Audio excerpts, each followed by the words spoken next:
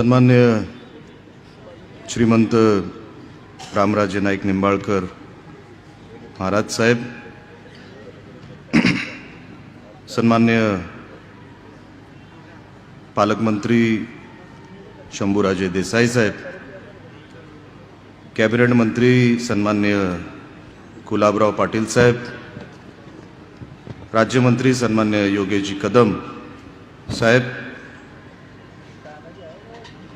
उपस्थित सर्वच मान्यवर, माफ करा सगळ्यांची नावं घेत नाही, कार्यक्रमाला उशीर झाला आहे. माझ्यानंतर सन्मान्य गुलाबराव पाटील साहेब यांना बोलायचं आहे, त्यांना निघायचं देखील आहे.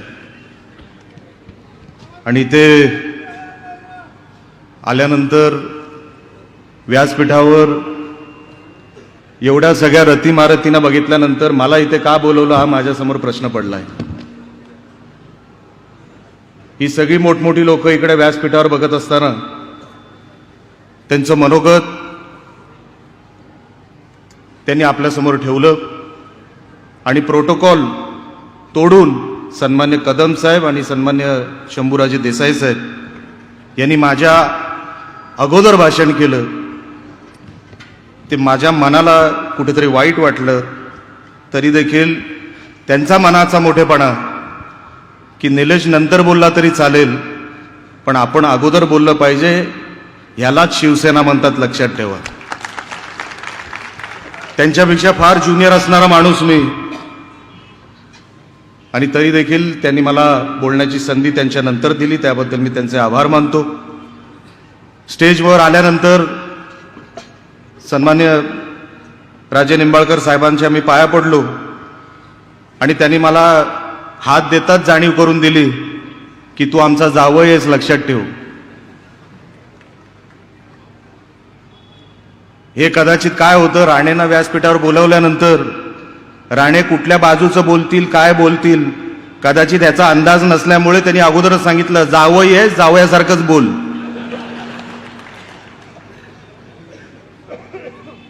म्हणून अनिकेतराव, तुम्हाला मी अडचणीत आणणार नाही. पण एवढं सगळं मी ऐकल्यानंतर आणि आपल्या या निवडणुकीची माहिती घेतल्यानंतर आपला विजय आपल्या पॅनलचा हा 100% आहे, ही माझ्या मनामध्ये आता खात्री झालेली आहे. कारण का निवडणूक ही निवडणुकीसारखी लढली गेली पाहिजे. आम्ही काही दिवसापूर्वी निवडणूक लढलो. आपल्याला सगळ्यांना माहीत असेल कोकणामध्ये काय झालं ते. शेवटचे दिवस आहेत निवडणुकीचे, आणि निवडणुकीच्या शेवटच्या दिवसांमध्ये काय केलं पाहिजे हे मला आपल्याला काय वेगळं सांगायला नको. आपण निवडणूक कोणासाठी लढतो, ह्या नगरपालिका, ह्या शहरांच्या नगरपालिका, ज्याचा उल्लेख आता सन्मान्य कदम साहेबांनी केला, सन्मान्य देसाई साहेबांनी केला, की ही लहान लहान शहरं, ह्यांना शहरं बनवण्यासाठी जो निधी लागतो, जे वळण लागतं, ते शिवसेनाच देऊ शकते. ह्याचं सांगण्याचं कारण हे अनेक त्यांच्या नेत्यांच्या मनोगतामध्ये तुमच्या समोर त्यांनी ठेवलेलं आहे. पण निवडणूक ही निवडणुकीसारखी लढली गेली पाहिजे. कोणाचाही दबाव त्याच्यावर येता कामा नाही. आमच्यावरही दबाव टाकण्याचा प्रयत्न केला. काय झालं, अख्ख्या महाराष्ट्राने चित्र बनवलं, बघितलं. आणि दमदाटी वगैरे ही भाषा आमच्या समोर चालतच नाही हो. मी तुम्हाला आज सांगतो व्यासपीठावरून, कदम साहेब तर त्यांच्या मनोगतामध्ये बोललेच आहेत, ते गृहराज्यमंत्री आहेत, सन्मान्य पालकमंत्री साहेब बोललेले आहेत. पण मी तुम्हाला सांगतो, मी फार लहान माणूस आहे, पण मी काय करू शकतो ह्या त्या दोघांनाही माहिती आहे आणि तुम्हाला देखील माहिती आहे. फक्त फोन करा आणि तिकडे निलेश राणे इकडे आल्याशिवाय राहणार नाही. मग आपल्याला समोर कोण आहे मला काय कळत नाही.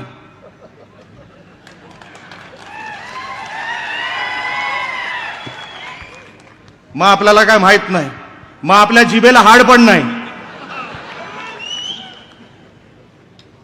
मग समोरचा काय करू शकतो त्याच्यापेक्षा मी काय करू शकतो हे त्याला समोरच्याला दाखवल्याशिवाय आपण राहत नाही.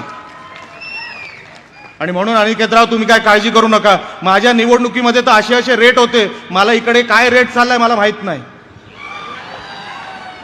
मला जेव्हा सांगितलं, माझ्या निवडणुकीमध्ये जेव्हा माझ्याकडे नगरपंचायत होती, त्या निवडणुकीमध्ये मला असं सांगितलं कुठेतरी 25,000 रुपये पर मताला. मला साला वाटलं पहिलं कुठलं कोणाची तरी सॅलरी सांगतोय, पगार सांगतोय कोणाचं. मी 25,000. मी त्याच दिवशी ठरवलं आता मी झोपणार नाही, म्हणजे नाही, समोरच्याची पण झोप घालवणार आणि मी पण स्वतः झोपणार नाही. आणि तसं मग मैदानात उतरलो. 25,000 रुपये. आणि मी तुम्हाला आज विनंती करण्यासाठी तुमच्या समोर इथे उभा आहे. इथे काय रेट चालला मला माहित नाही, पण जो काय रेट चालू असेल तो घ्या, पण मत शिवसेनेला द्या.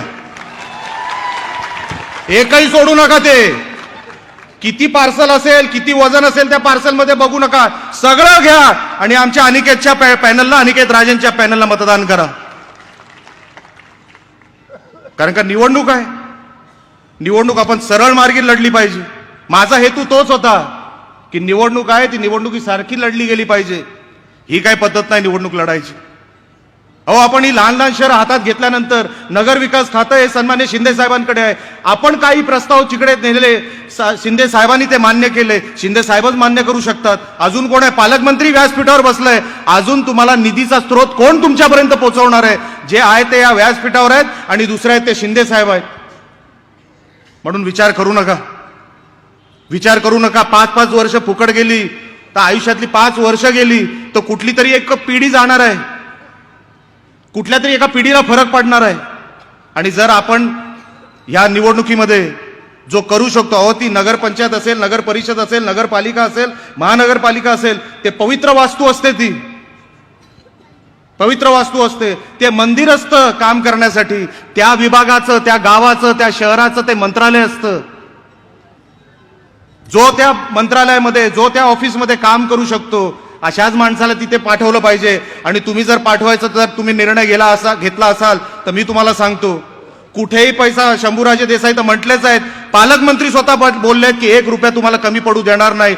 बाकी आम्ही सगळे जे काय करता येईल शिंदे साहेबांसाठी, शिंदे साहेबांकडे जे काय सांगता येईल ते सगळं सांगून फलटणच्या या नगर परिषदेसाठी जेवढा निधी खेचून आणता येईल, जेवढा आम्ही कोकणासाठी आग्रह धरू तेवढंच फलटणसाठी आग्रह धरू. केव्हा मला निंबाळकर साहेब बोललेत तू जावई आहे म्हणून मला आग्रह केलाच पाहिजे, मला आग्रह केलाच पाहिजे. म्हणून तुम्ही निधीची काळजी करू नका. निधी 100% हे सगळे रती मारती लोक आहेत, कुठेही कमी पडणार नाही.